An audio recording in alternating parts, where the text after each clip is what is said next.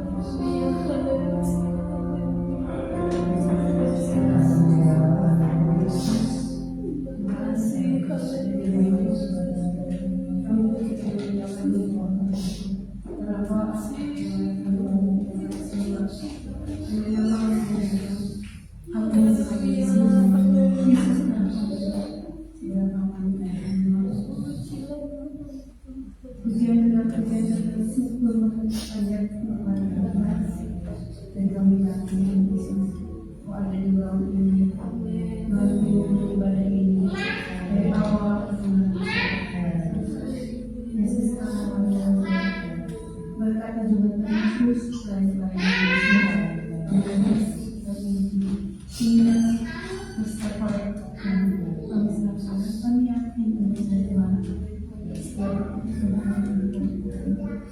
dan semoga Tuhan yang memiliki firman berkata Tuhan yang semua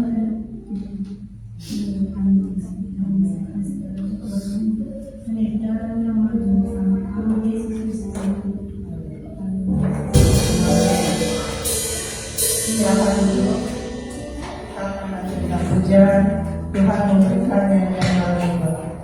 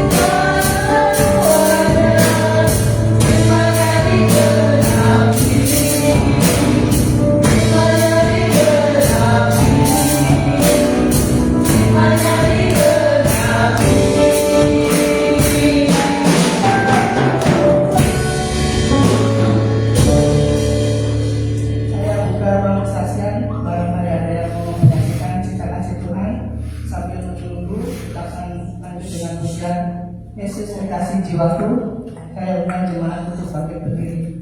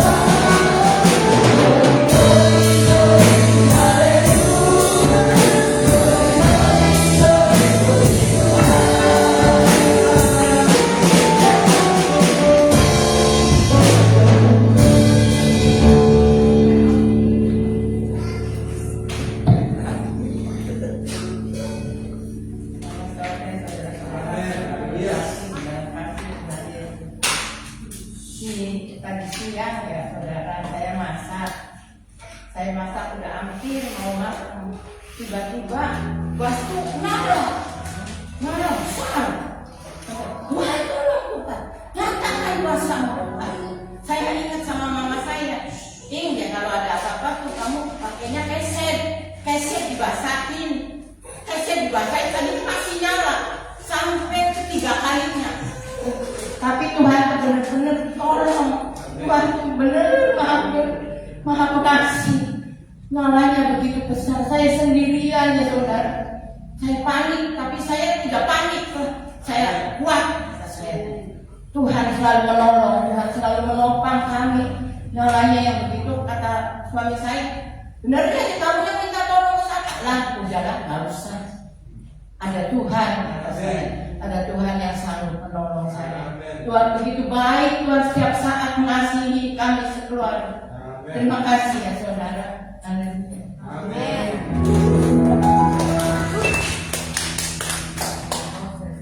Ada lagi? Kalau tidak ada, saya mau bersaksi. Saya mau menyaksikan cinta kasih Tuhan melalui anak saya Geraldi.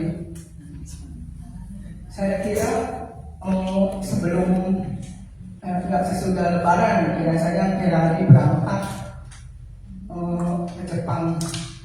Tetapi kemurahan Tuhan begitu cepat, saudara. Saya tidak menyangka kalau anak saya cepat sekali berangkat ke Jepangnya. Sebelumnya saya sudah mempersiapkan segala sesuatunya. Kalau misalnya Lebaran itu saya mempersiapkan kue-kue, terus makanan kesukaannya dia. Pikir saya, nanti juga kalau saya beli naskah apa gitu, saya akan bawa naskah itu ke Jepang gitu. Tetapi kan seenggaknya katanya H-2 gitu baru selesainya. Terus saya juga ditanyakan H-2 selesai naskah segala macam apa yang dia suka gitu kan. Saya tuh nganterin Gerald tuh hari Sabtu kalau nggak salah ya, pinjam mobil gereja gitu kan, Sabtu sama Minggu. Sabtu sama Minggu 2 hari gitu. Tadinya kata bapaknya udah nggak usah, katanya kita nganterin aja ke tempat LPK-nya. Pas itu masa orang mau 3 tahun nggak kita antri ke bandara gitu kan, kayak orang antri pur aja. Pikirnya kan beda gitu kan, namanya seorang ibu. Sebetulnya hati saya tuh nggak rela gitu kalau Geraldi pergi jauh. Saya pikir dia kan masih kecil di mata saya, tetapi Geraldi itu menguatkan saya. Udah mah katanya, biarin Geraldi pergi buat masa depan Gerald. Oh ya udah. Tapi hati kecil saya sebetulnya nggak rela ya saudara. Namanya dia baru hari, maksudnya tuh bulan-bulan ini dia pergi jauh gitu kan, kita kan nggak bisa nengok kalau misalnya di Jepang ya. Kalau misalnya ke Jakarta kan bisa nengok gitu, mau malam ya mau apa kan kita bisa gitu. Singkat cerita, saya tuh nginep di tempat kakak ipar gitu kan. Kita banyak ngobrol gitu sama Gerald. Biasanya kan kita jarang, maksudnya tuh ya biasa aja gitu kan. Ini mah kita benar-benar waktu kita lebih dekat lagi gitu kan sama Gerald. Udah gitu hari Minggunya kita jalan, kita tapi menuju ke LPK dulu, jemput yang mau apa sih namanya tuh sense-sensenya apa sih, nggak begitu ini apa, harus jemput dia gitu kan, yang membawa segala dokumennya yang buat ke bandara gitu kan. Nah sudah kayak gitu,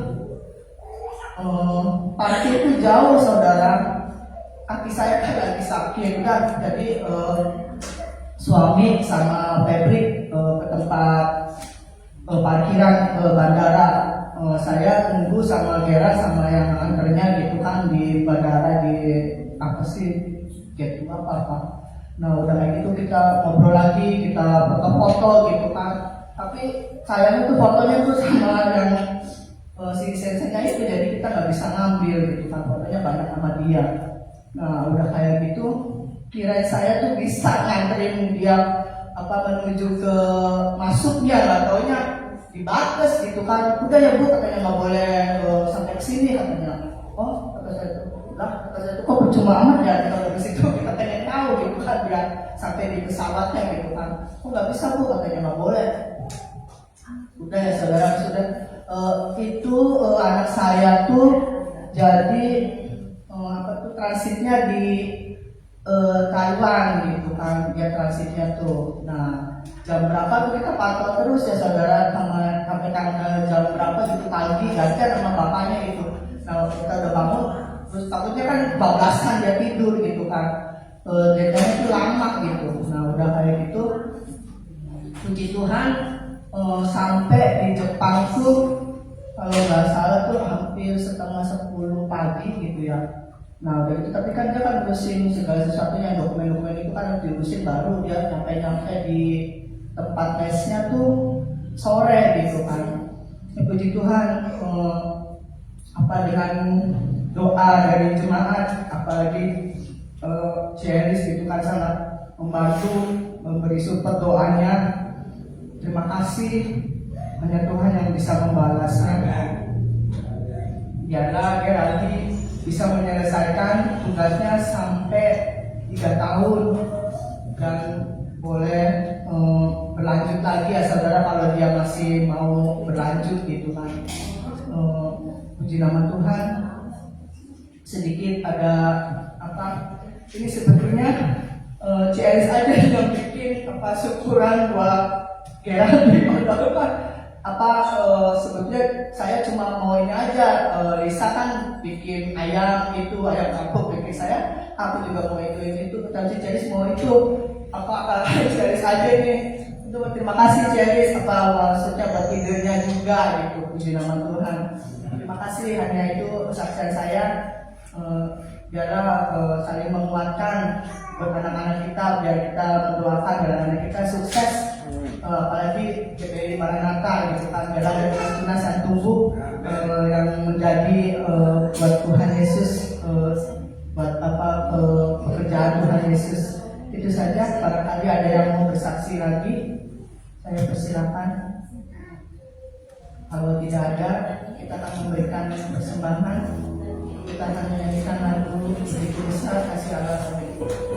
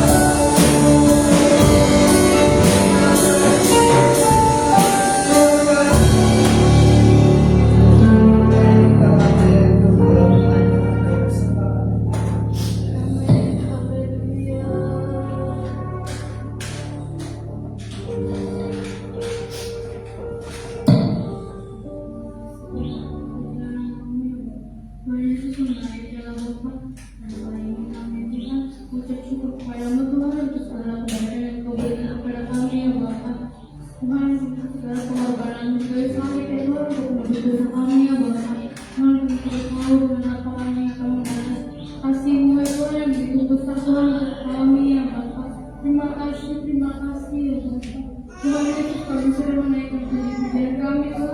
dalam pernikahan yang benar di hadapan-Mu ya Bapa. Begitu juga Tuhan, kami sudah memberikan persembahan ya Bapa, persembahan supaya untuk-Mu Tuhan Yesus juga berkati Tuhan sama setiap tangan-tangan yang memberi ya Bapa. Kau tahu Tuhan besar kecilnya ya Bapa, Tuhan Yesus persembahan ya Bapa. Tuhan sebentar kami Tuhan akan mendengarkan firman-Mu ya Bapa. Kau berarti Tuhan menjadi hamba-Mu ya Bapa, supaya benar sampaikan ya Bapa. Kau juga berarti kami Tuhan Yesus, berarti tinggal kami ya Bapa, supaya kami bisa menerima apa yang diberitakan oleh hamba-Mu ya Bapa, yang diberitahu oleh hamba-Mu ya Tuhan, dan melakukan di kehidupan kami sehari-hari ya Bapa. Tuhan Yesus yang baik ya Bapa, dan ini doa kami Tuhan, kami alaskan doa ini hanya dalam Tuhan Yesus. Haleluya, amin.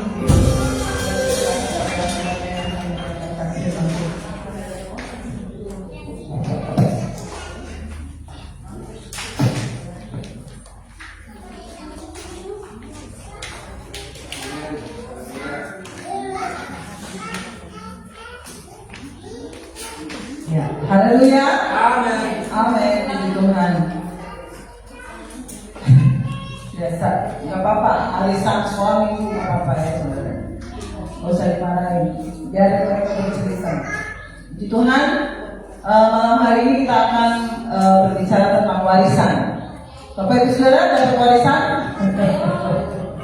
Ada yang sudah orang tuanya masih ada sih yang sudah dibagi-bagi ya warisan. Kamu rumah di Jerman, kamu rumah di Perancis, Aca rumah di Bantawaru misalnya, ya. Dan kadang ada orang tua yang punya kebijakan seperti itu. Mereka masih hidup, tapi supaya nanti nggak berantem di kemudian hari ketika mereka tidak ada, sudah dibagi-bagi. Ya. Saya juga pengennya seperti itu. Cuma belum ada yang dibagi.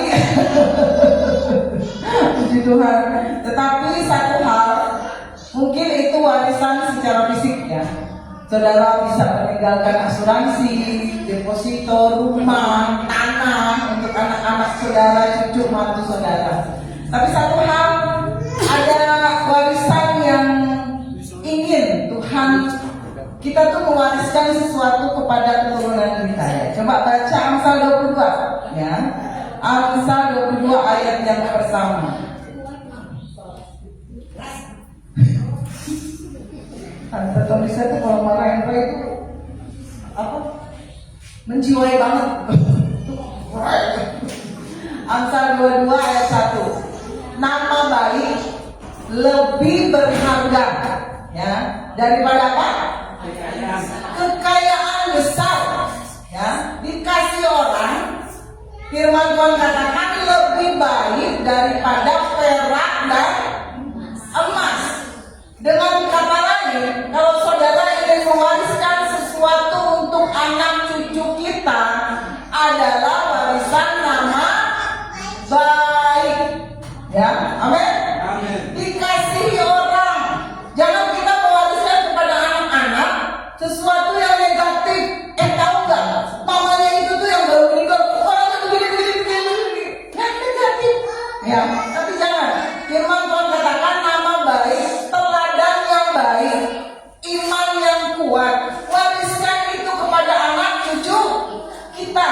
Ya, jangan mewariskan utang. Habis seseorang meninggal, warisannya apa? Tagihan sederet. Ini mama kamu utang yang ini utang yang ini 5 juta lagi ya. Ini 200.000 lagi. Waduh, yang ditinggalin bukannya sedih bercampur pusing ya. Nah, saya udah cerita aja tentang saya, kan, daripada saya ambil dari orang lain. Ketika papi saya meninggal, ya, saya tuh jadi ingat dia orangnya nggak romantis, bener. Lebih romantis Om Denny. Om Denny tuh bisa ngasih kembang kalau Valentine, ya, ngasih coklat, ngasih boneka yang segede jaban, segede apa? Ya. Masih lebih romantis Om Denny daripada papi saya. Papi saya tuh kaku enggak, cuma nggak romantis, ya. Tapi dia mewujudkan kasih sayangnya sama istrinya tuh begini.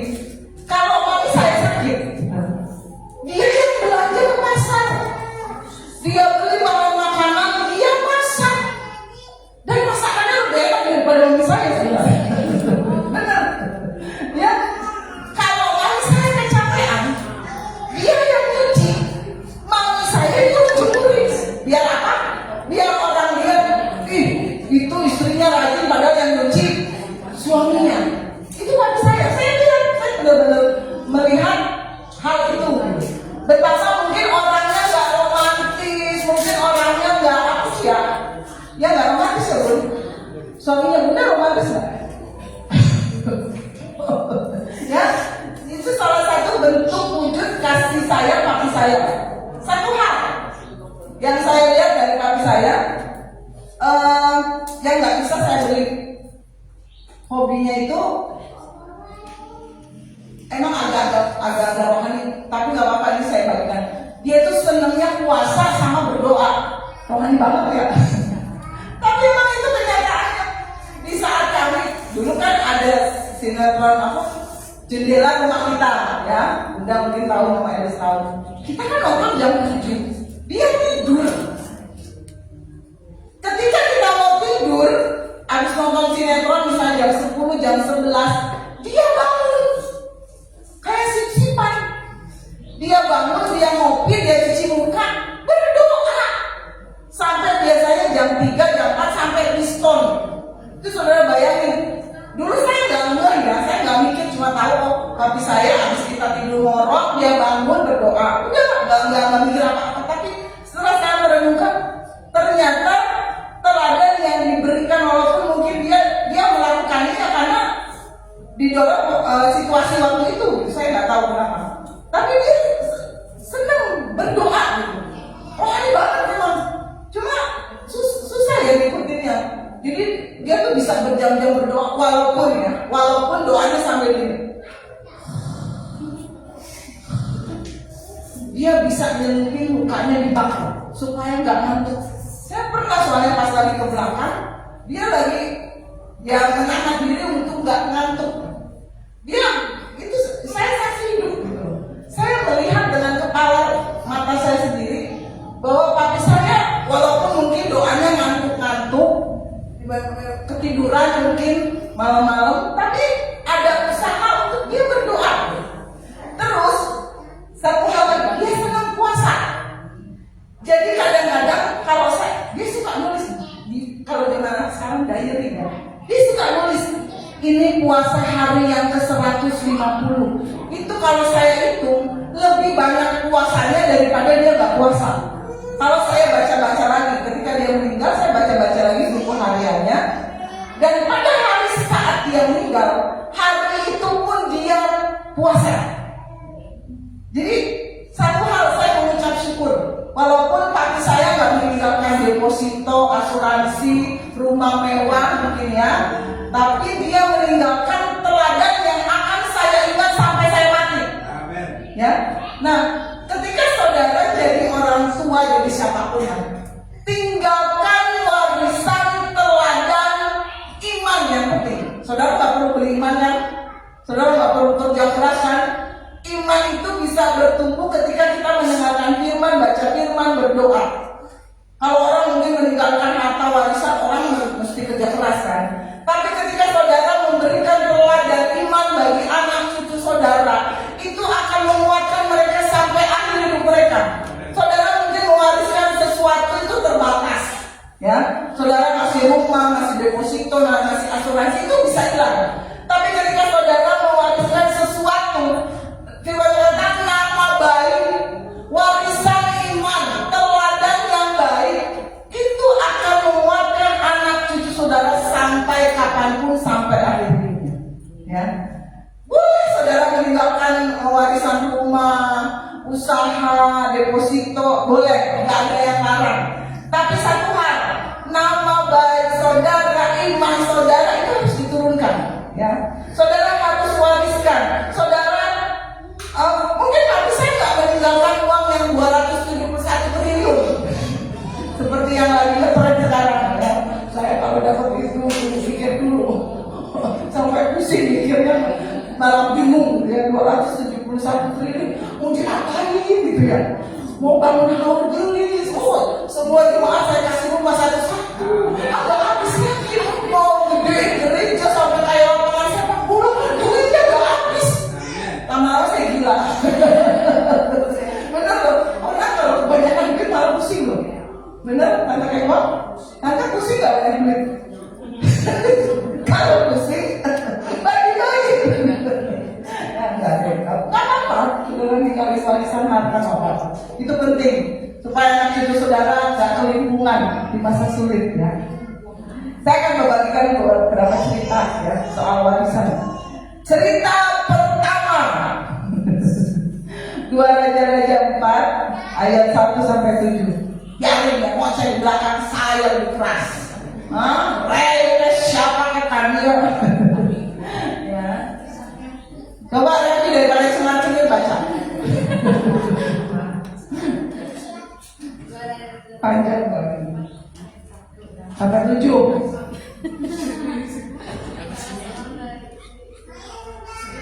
Mengadukan halnya kepada sambil berseru, hambamu suamiku sudah mati dan engkau ini tahu bahwa hambamu itu takut akan Tuhan, tetapi sekarang penagih hutang sudah datang untuk mengambil kedua orang anakku. Ya, berarti dulu. Berarti dulu. Kamu udah makan? Nah, saudara tahu Elisa? Dia seorang nabi, punya anak buah nabi juga. Jadi kalau zaman sekarang punya sekolah kitab ya, yang menghasilkan siswa-siswi. Nah, anak buahnya ini yang disebut nabi itu punya istri, anak buahnya punya istri, punya keluarga. Pada suatu hari satu keluarga ngadu, tapi suaminya udah meninggal. Jadi anak buah Elisa ini udah meninggal. Dia curhat sama Elisa. Om Elisa katanya, hambamu ya, suamiku sudah mati. Betul? Dan engkau ini tahu bahwa hambamu itu takut akan Tuhan. Tetapi sekarang penagih hutang sudah datang untuk mengambil kedua orang anakku menjadi Jadi keluarga ini punya utang banyak. Mungkin saat itu ada krisis ekonomi sehingga mengakibatkan adanya kemiskinan yang luar biasa. Sampai-sampai istri dari salah satu nabi anak buah Elisa nggak bisa bayar utang, ditagih sama debt collector. Bayar utangnya, nggak bisa. Anakmu yang dua itu kami akan ambil kalau kamu nggak bisa bayar utang. Ceritanya gitu ya, itu bayar dua. Jawab Elisa kepadanya, apakah yang dapat kuperbuat bagimu? Beritahukanlah kepadaku apa-apa yang kau punya di rumah. Ya, berkatalah perempuan itu, hambamu ini tidak punya sesuatu apapun di rumah kecuali sebuah buli-buli berisi minyak. Nah, saudara, kalau saudara baca ayat ini, kalau zaman sekarang, pelayan Tuhan tapi banyak utang. Saudara nanggepinnya gimana? Itu rohani banget, tapi utangnya banyak. Ya, kayak gitu ya ceritanya ya. Kadang-kadang kita menghakimi seseorang, betul? Itu pelayan Tuhan tapi utangnya banyak. Nah, saya mau kasih tahu pada saudara, jangan pernah menghakimi orang ataupun menghakimi kita sendiri ya dari musim yang sedang dilalui orang itu. Ya, kita nggak tahu proses Tuhan buat orang itu apa. Ya, kita jangan ngomong, wah ini gara-gara ini, kamu gara-gara ini. Jangan seperti itu. Ya, setiap proses yang Tuhan izinkan untuk seseorang, bahkan untuk kita sendiri itu berbeda-beda. Jangan pernah menghakimi orang, jangan pernah menuduh seseorang, oh pasti masalahnya seperti itu. Enggak. Mungkin ada orang lain yang melewati musim utangnya. Tuhan proses di titik itu. Ya, jangan pernah menghakimi. Di Indonesia ada berapa musim macam? Indonesia 2. Musim utang, musim rambutan. Ya, ada 2 ya, musim hujan sama musim. Nah, kalau di Jerman pun ada 4 musim. Ada musim semi, musim gugur. Kadang-kadang rumah tangga kayak gitu ya, Ibu Fitri. Kita kadang-kadang mengalami musim dingin, suami dingin, istri dingin. Ya Cisita, dingin banget. Saya sampai menggigil. Saya sampai harus pakai jaket. Kadang-kadang dalam rumah tangga mengalami musim kemarau. Usaha ini ketutup, pacak pelik.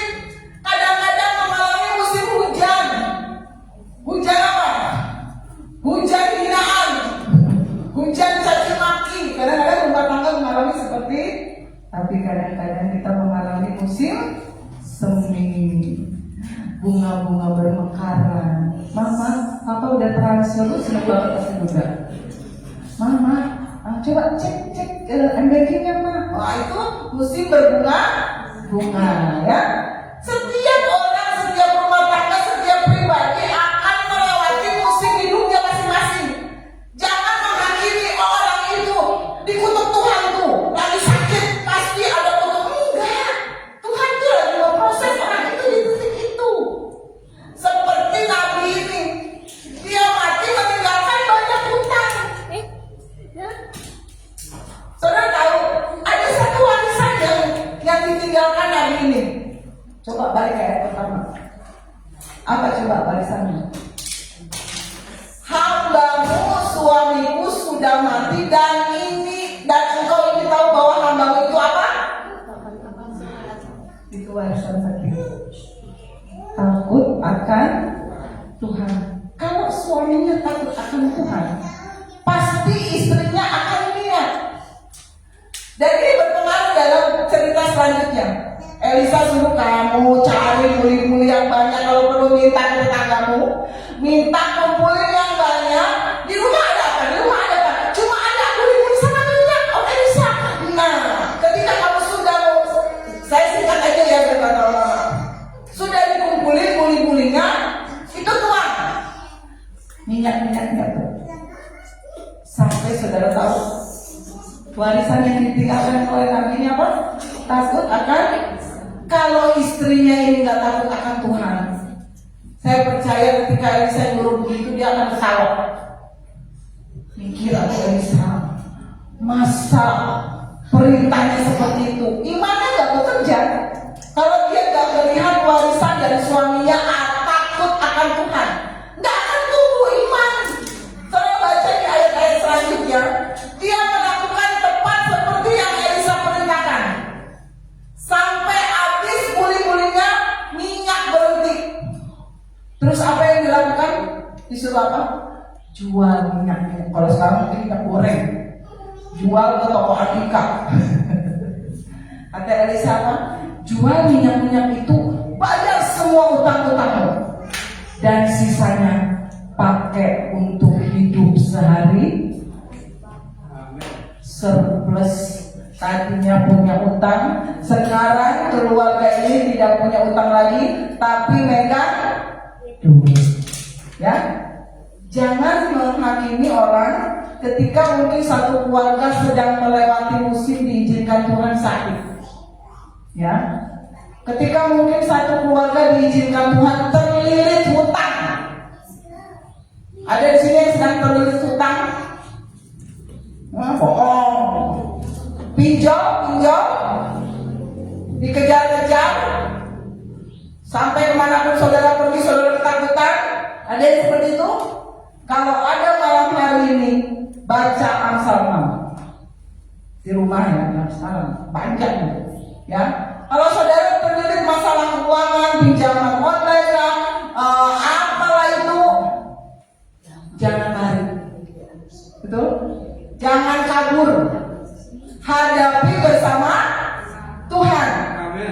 Dia akan bekerja ketika saya dan saudara takut akan Tuhan. Dia akan ampuni saudara yang mungkin karena gaya hidup minjem sana, minjem sini. Ya, diampuni asal saudara bertobat dan kembali takut akan Tuhan. Karena Nabi ini meninggalkan takut akan Tuhan pada keluarganya, sampai keluarganya bisa melakukan hal iman, sampai utangnya lunas, sampai mereka tidak lagi terlilit hutang. Hadapi, kalau saudara punya hutang, saudara punya pinjaman apapun, hadapi, terima teleponnya, angkat, jelaskan apa yang menjadi penyebab saudara belum bisa bayar hutang. Jangan lari. Dedek bilangnya, kalau om itu datang, bilang mama lagi pergi ke luar negeri. Ya omnya mikir ya, pergi ke luar negeri bayar hutangnya nggak bisa. Ya, jangan gitu, hadapi. Baca Amsal 6. Hidup dengan rajin, bekerja lebih keras. Orang 24 jam, saudara 48 jam. Supaya apa? Bisa bayar utang. Ya, tanggung resiko. Oh Tuhan Yesus tolong, Tuhan Yesus juga perlu kita bekerja. Amin. Tuhan Yesus tolong. Tapi Tuhan Yesus juga perlu melihat perbuatan saya dan saudara. Itu cerita. Cerita kedua. 2 Samuel 14 ayat 25 sampai 27. Om Ferry punya utang? Oh, amin. Amin. Kayaknya Om Ferry enggak ya. Om Ferry malah memberi utang. Amin. 2 Samuel 14 ayat 25. Di seluruh Israel tidak ada yang begitu banyak dipuji kecantikannya seperti Absalom. Itu perempuan apa laki-laki? Kok disebut cantik? Saudara pernah lihat laki-laki, pria yang saking gantengnya dibilang cantik? Pernah nggak? Jarang ya. Ini Absalom loh. Dia laki-laki, tapi dipuji banyak orang karena wajahnya yang ganteng sampai disebut orang cantik. Kayak Korea kali ya. Dari telapak kakinya sampai ujung kepalanya gak ada cacat. Cacat punya Korea, bekas bisul, semua masih punya. Ini gak ada. Dia kalau masuk ABRI lolos, masuk kepolisian lolos, gak ada cacat loh. Saudara kalau masuk pelayanan, giginya ompong ditolak. Benar.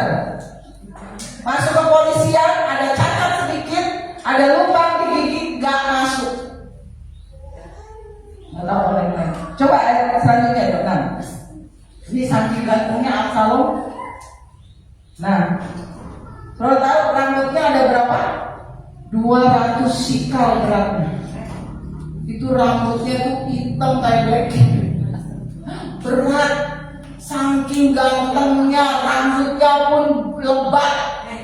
Wis ganteng. Di zamannya dia ganteng. Mungkin kalau hidup di zaman sekarang aneh. Ya. Ayat 27. Cepat saja. Bagi Absalom lahir tiga orang anak laki-laki dan seorang anak perempuan yang bernama Tamar. Dia seorang perempuan yang cantik. Sudah tahu Absalom anaknya siapa? Bukan saya. Saya coba dulu. Anak siapa? Raja yang terkenal. Daud. Apa? Daus. Daus ini apa? Anaknya Daud loh. Jadi Daud punya istri yang ketiga, namanya Maakah. Coba daripada saya salah. 2 Samuel 3 ayat 3. Daripada saya salah menerka-nerka, 2 Samuel 3 ayat 3. Nah, anaknya yang kedua ialah Keleab dari Abigail, bekas istri Nabal orang Karmel. Yang ketiga, ini istrinya Daud, ialah Absalom, anak dari Maakah, anak perempuan Talmai raja. Absalom ya, ini sejarahnya Absalom. Dia anak ketiga dari Raja Daud. Tahu Raja Daud yang melawan Goliat. Nah, satu hari Absalom mengalami sakit hati. Ada yang tahu kenapa dia sakit hati? Adiknya perempuan yang cantik jelita, Om Ferry serius banget, diperkosa sama Amnon. Masih saudara, kakak tirinya Absalom. Baca ya, ada kitab ya. Ya, PR ya. Kenapa Absalom sakit hati? Jadi adiknya siapa tadi? Tamar. Yang marah udah ngomong Tamar ya kan? Diperkosa sama kakak tirinya yang bernama Amnon. Dia sakit hati. Dan menurut penelitian dia juga sakit hati sama Daud. Karena Daud istilahnya gak membereskan masalah itu.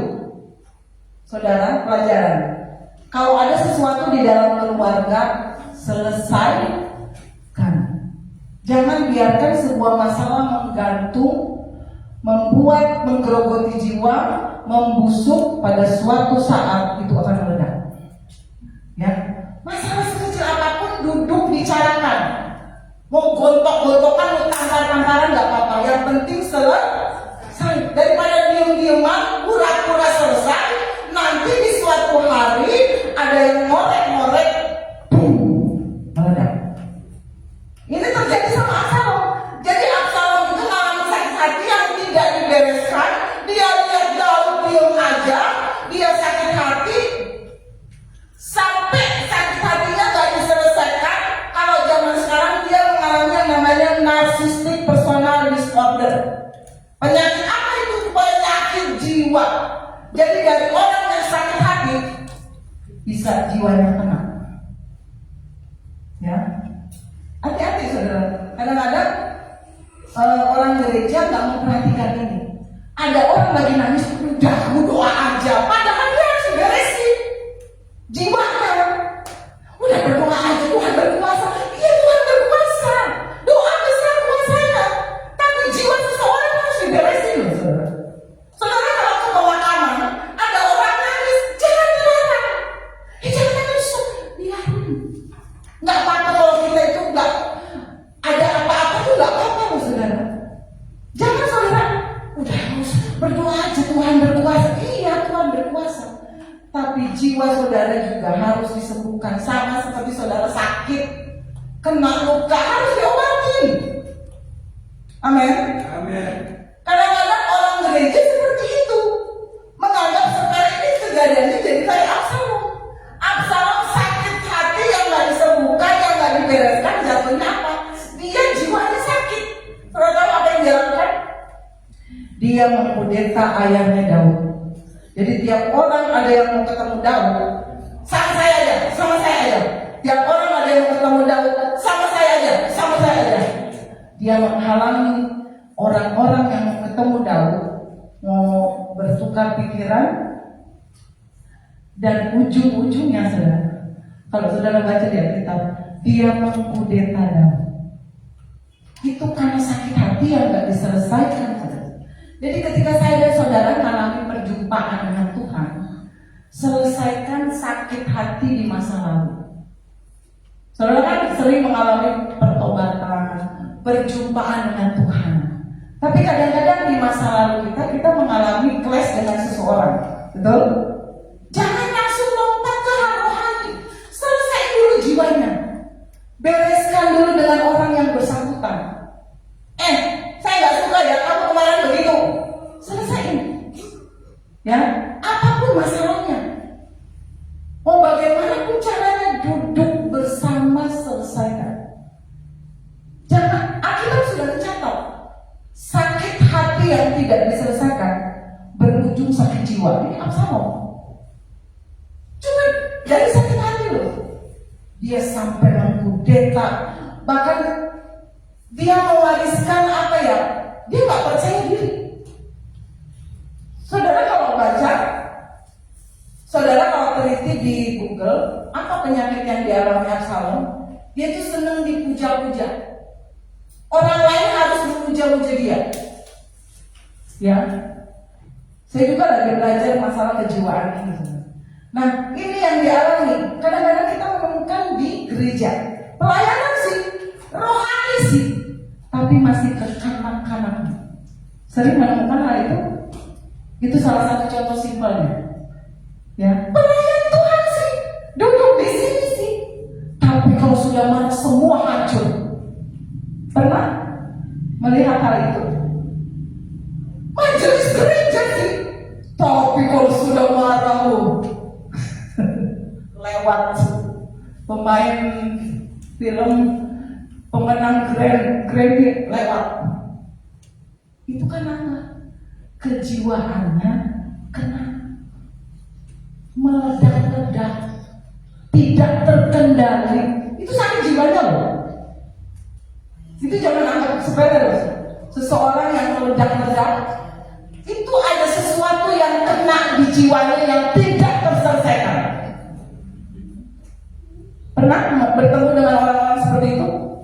Nggak bisa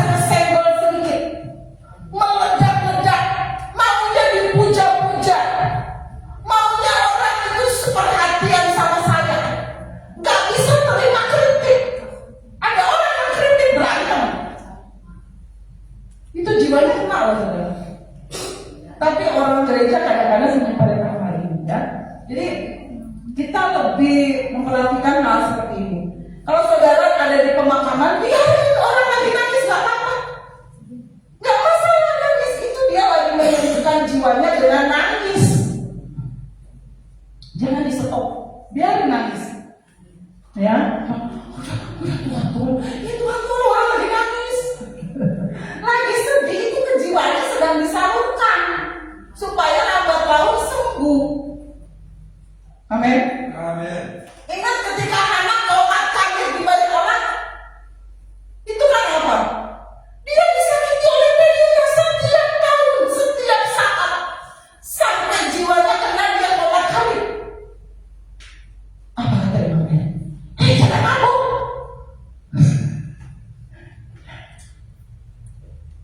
Itu kita harus belajar hal seperti itu. Seseorang yang misalnya nggak gila sih, tapi jiwanya kena karena sakit hati yang gak terselesaikan, bahaya. Ya, jangan nangis lagi. Ya, belajar untuk hal seperti itu. Ini masalah kejiwaan ya. Kadang-kadang kita bertemu dengan orang seperti itu di gereja, di sekolah. Kita harus bisa membaca situasi seperti itu. Biarin orang nangis, ya, gak usah ditahan-tahan. Ujung-ujungnya Absalom berbuat hal yang merusak semuanya, ya, karena Daud mungkin karena sibuknya nggak bisa menyelesaikan masalah ini, ya, Absalom dendam sama Amnon, akhirnya Amnon dibunuh, ya, dengan satu cara. Nah, perhatikan kesehatan jiwa saudara. Saudara kalau masalah fisik jangan tanya, vitamin minum, olahraga, betul? Kalau roh juga baca Alkitab dengan firman. Tapi kadang-kadang kita melewatkan kesehatan jiwa, ya, pikiran, kehendak, perasaan itu harus sehat. Supaya apa? Ketika tubuh kita sehat, jiwa kita sehat, roh kita kuat, sehat, kita akan menjadi orang-orang yang luar biasa dipakai Tuhan. Amin. Ya, jangan sampai kita rohani, tapi karena jiwa kita terluka, kita nggak jadi rohani. Ya, ada rohani.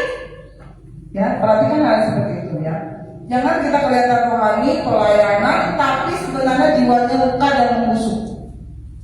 Cerita selanjutnya, saudara baca nih 2 Samuel 18 ayat 18. Bagaimana Absalom dia mendirikan tugu atas nama dirinya. 2 Samuel 18 ayat 18.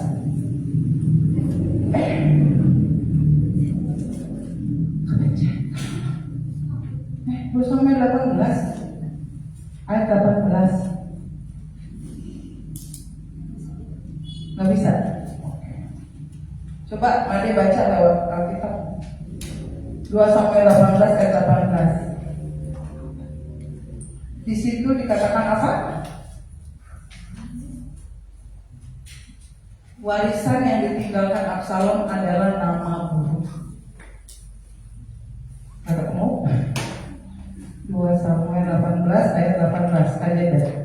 Udah ya. 2 Samuel 18 ayat 18. Waktu hidupnya Absalom telah mendirikan bagi dirinya sendiri tugu yang sekarang ada di lembah raja. Sebab katanya, aku tidak ada anak laki-laki untuk melanjutkan ingatan kepada namaku. Dan ia telah menamai tugu itu menurut namanya sendiri. Sebab itu sampai hari ini tugu itu dinamai orang. Tugu peringatan Absalom. Puji Tuhan, terima kasih. Padahal Absalom punya anak laki, tapi di situ dikatakan, aku tidak ada anak laki-laki untuk melanjutkan ingatan kepada namaku. Kejiwaannya terganggu mengakibatkan Absalom seperti itu, saudara. Ya, hati-hati. Saudara harus meninggalkan sesuatu yang baik untuk anak saudara. Nah, nama baik akan menghasilkan kebanggaan. Saya percaya setiap orang tua yang ada di sini pasti anak-anaknya bangga punya orang tua seperti saya dan saudara. Amin. Amin. Amin. Mari bangga kepada orang tuanya. Si Sinta bangga sama orang tuanya? Bangga. Mereka pasti mewariskan sesuatu yang bisa kita teladani. Betul? Mau iman, nama baik, orangnya baik, misalnya suka menolong, itu banyak hal ya. Nah, sekarang apa sih yang ditinggalkan Yesus buat saya dan saudara? Yesus tinggalin deposito nggak buat Revi? Ya, Yesus nggak meninggalkan asuransi. Tapi apa yang Yesus tinggalkan buat saya dan saudara? Nama yang berkuasa. Tante Leni bisa tenang menghadapi kompor gas, api. Kenapa? Dia menyebut nama Yesus. Pasti ya tante ya? Nama Yesus. Amin. Simsa api. Apinya. Oh, nama Yesus berkuasa. Nama Yesus menyembuhkan saya dan saudara. Nama Yesus itu berdampak. Hanya nama Yesus yang mengubah duka cita menjadi sukacita. Dia mengubah kita yang tidak ada pengharapan jadi ada pengharapan. Lewat kematiannya di kayu salib, Dia selesaikan semua kutuk. Kajen, di rumah saya ada penunggunya. Selesaikan dengan nama Yesus. Jangan lagi percaya dengan kutuk. Di kamar saya kajen, itu ada genderuwo. Usir dalam nama Yesus. Jadi seperti gimana? Usaha saya kajen, gimana ya? Kok seret sih sekarang? Dalam nama Yesus diberkati kembali. Ini nama itu berkuasa, saudara.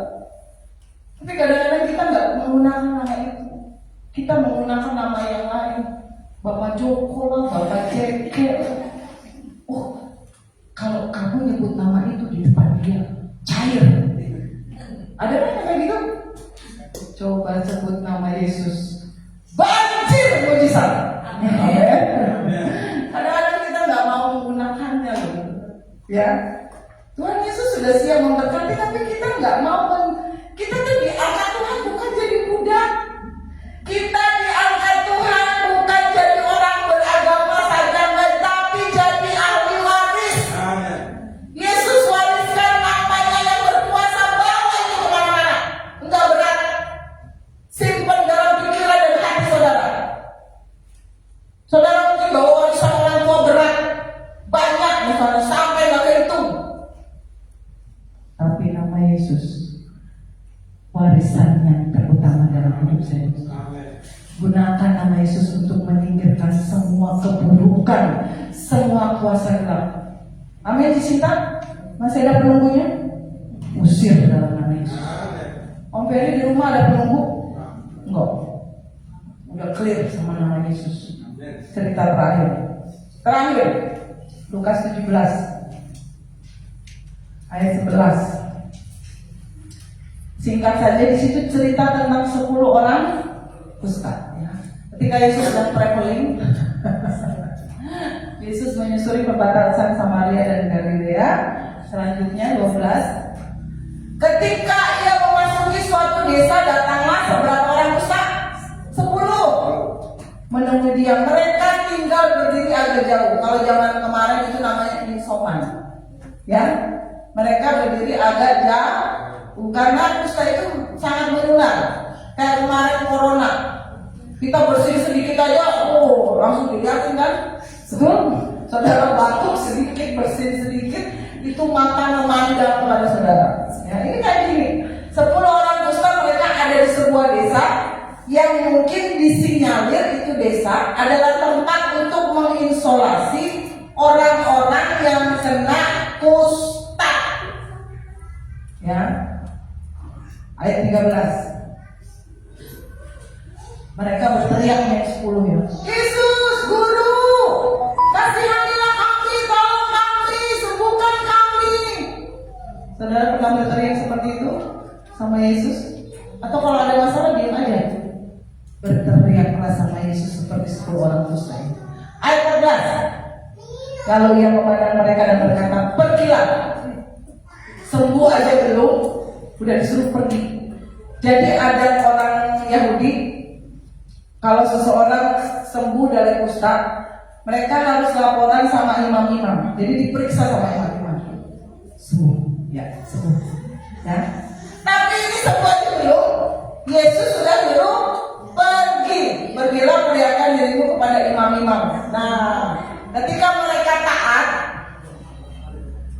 Dan sementara mereka di tengah jalan, mereka menjadi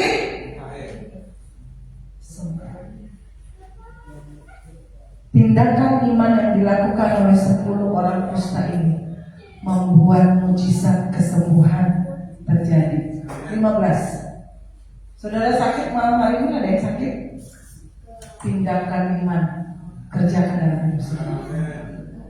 Pegang bagian tubuh saudara yang sakit, pasti sembuh oleh nama Yesus. Tapi ada satu orang Samaria. Kalau di film tuh begitu. Seorang dari mereka ketika melihat bahwa ia telah sembuh, balik sama Yesus. Yang 9 pergi ke iman. Ayat 16. Apa yang dilakukan yang satu orang ini? Dia orang Samaria. Orang itu adalah orang Samaria. Dia tersungkur dan mengucap. Kapan terakhir saudara tersungkur dan mengucap syukur? Tahun lalu aja, waktu Natal tiba. Sering-seringlah tersungkur dan mengucap syukur. Yang mulia ini sering-seringlah tersungkur dan mengucap. Oke, mau lihat? Kok bilangnya amin?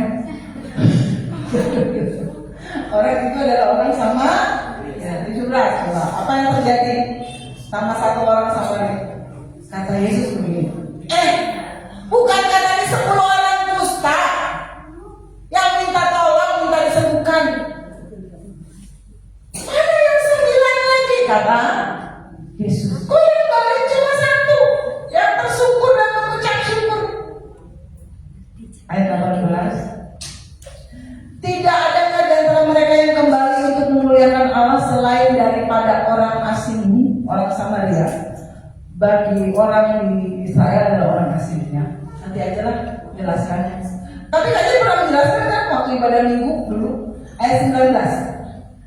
Lalu ia berkata kepada orang itu, berdirilah dan pergilah, imanmu telah menyelamatkan Engkau.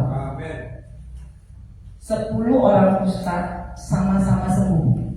Yang satu balik sama Yesus tersungkur dan mengucap syukur. Yang 9 ikut adat laporan ke imam-imam. Saudara tahu apa bedanya? Dari yang 9 dan yang 1. Kalau saudara baca di terjemahan King James, imanmu telah menyelamatkan engkau, itu di situ ditulis ada full-nya. Jadi yang satu ini kalau pustakan kena di telunjuknya Om Ferry, telunjuknya hilang. Kena di hidungnya hilang. Bedanya apa? Dari yang 9 tadi sama yang satu yang balik sama Yesus. Yang satu ini semua yang hilang kembali. Jarinya ada lagi, hidungnya mancung lagi. Yang ke-9 sembuh, tapi masih ada bekas. Hidungnya nggak ada, kupingnya nggak ada, nggak lolos itu kalau masuk tentara. Ya, dari cerita ini, seburuk apapun masalah saya dan saudara, Tuhan sanggup membuat kembali menjadi utuh. Amin. Aduh, kanjeng kakek saya meninggal karena jantung. Papa saya meninggal karena jantung. Kayaknya tahun depan saya mau meninggal karena jantung. Kuasa kutuk, ingat ya saudara, sudah diselesaikan dengan sempurna di atas kayu. Tidak ada kutuk lagi buat saya dan saudara. Asalkan saya dan saudara takut akan Tuhan, tersungkur dan selalu mengucap syukur. Jangan kebaikan sama masa lalu. Amin. Kalau ada orang yang menyakiti saudara di masa lalu, bilang terima kasih. Engkau sudah menyakiti saya, membuat saya menjadi lebih kuat.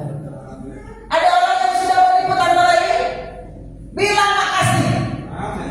Karena ditipu tante lagi jadi lebih pintar kan, lebih berhikmat kan, itu bilang makasih. Terima kasih sudah menipu saya.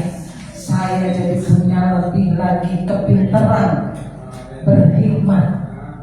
Ya, Bilang makasih sama orang-orang yang sudah membohongi Floren, bilang makasih. Karena dibohongin kita jadi lebih pintar kan? Betul?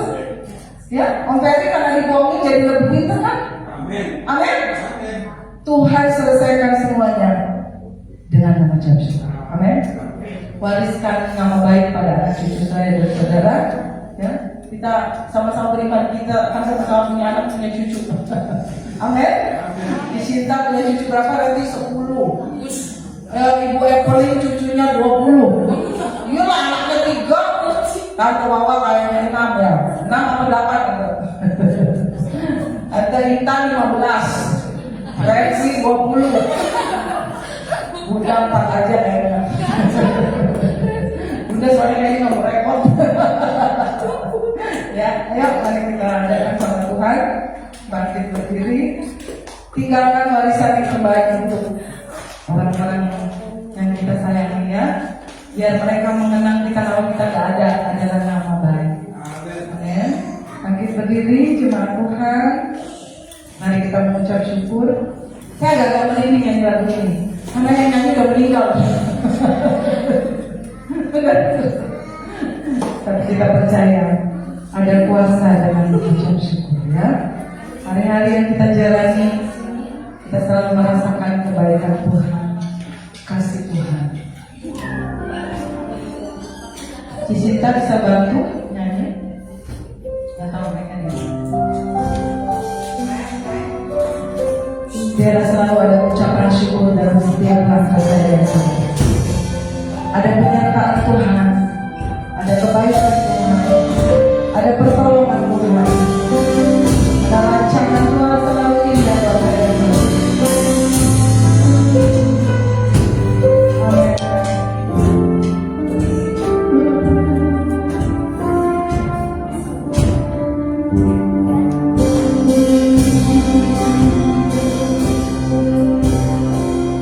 Katakan dengan iman. Hari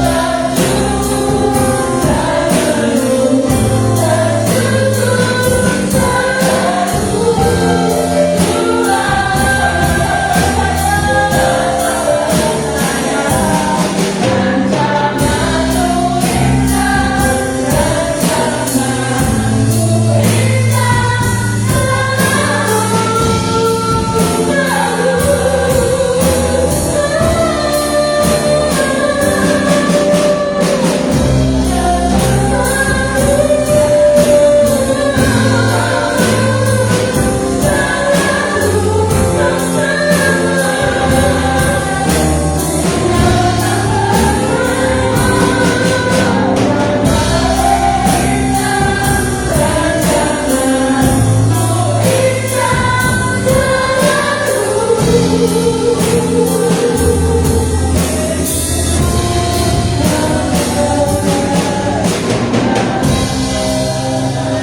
hari ini saudara yang terikat oleh apapun, saudara yang mungkin masih terikat dengan masalah, saudara terikat dengan pinjaman-pinjaman.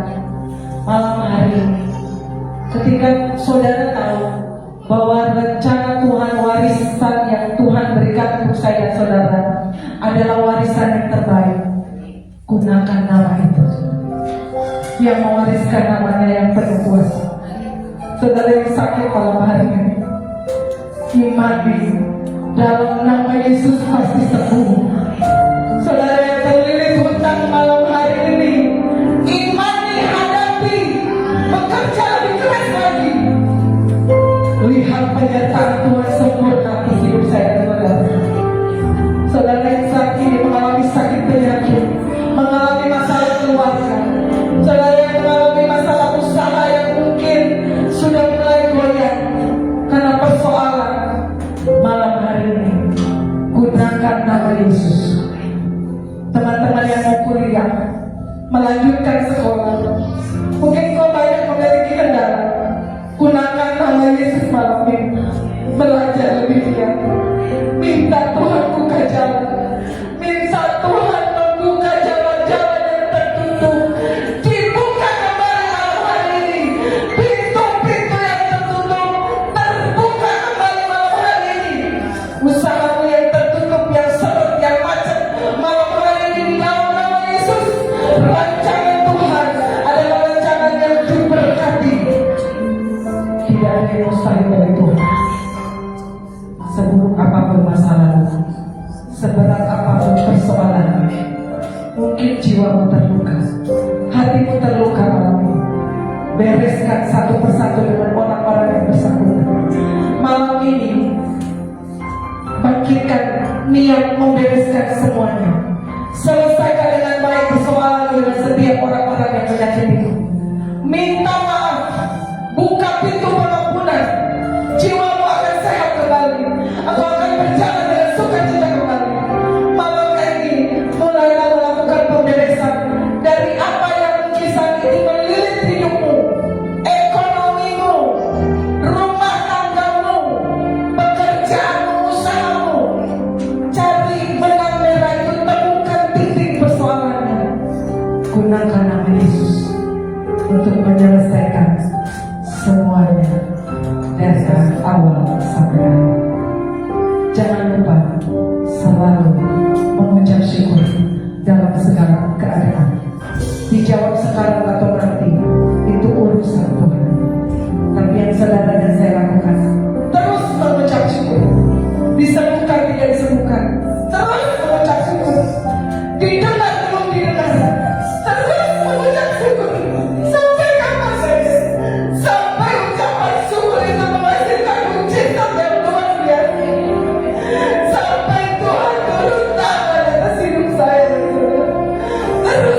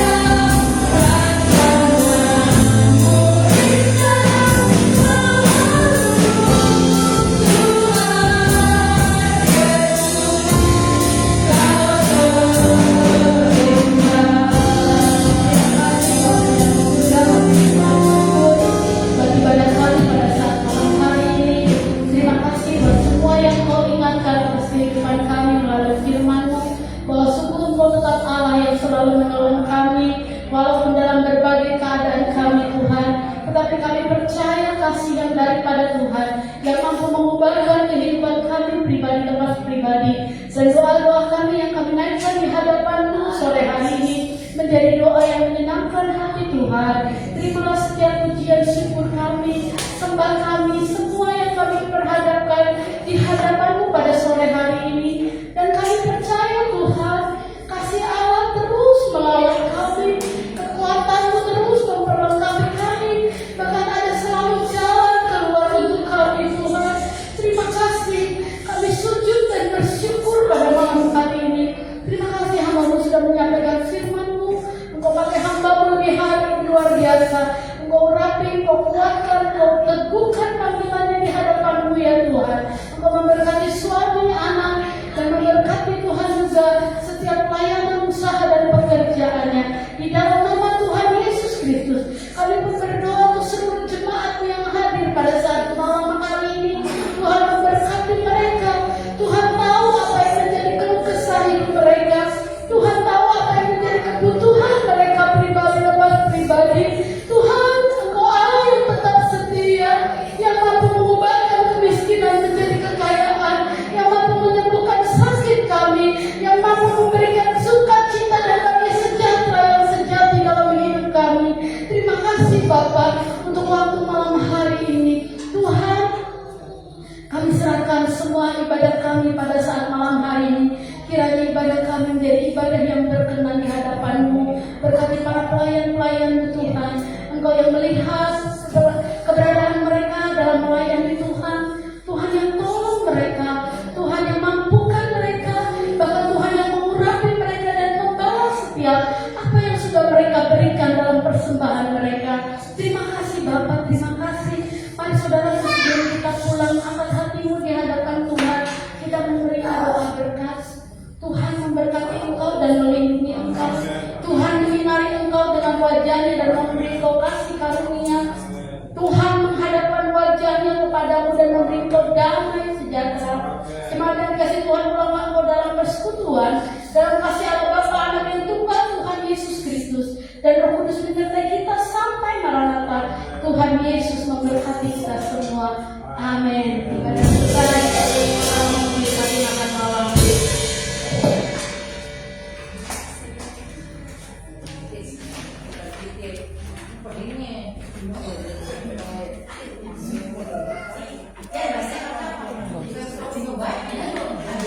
Selesai.